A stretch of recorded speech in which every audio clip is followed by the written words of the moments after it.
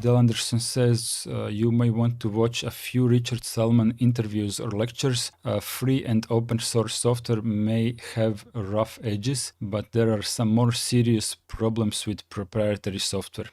I just happen to agree with Del Anderson, but I don't want to be a free software zealot. I want to advertise free software as a good thing. If people can see the benefits of free software, then I would be very happy to help them and get them on board, guide their hand, help out as much as I can. The onboarding is the least painful as possible, but I certainly don't want to tell people that they must use free software or else.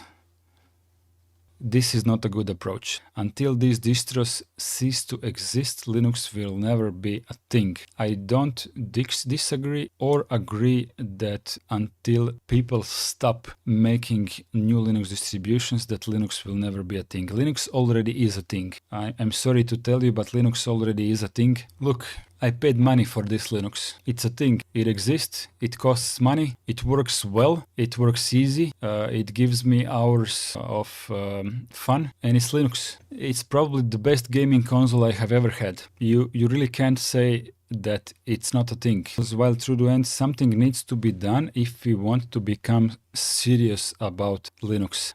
So what exactly do you propose to be done and how? This is a very good question. There is nothing really to be done. It's more about people to stop try to use Linux as Windows. Crony is very, very close to my own opinion. People need to stop thinking that Linux is a replacement for Windows. It most certainly is not. Linux is not a replacement for Windows. Linux is not a replacement for macOS. Linux is not an alternative to any of these two. Linux is free software.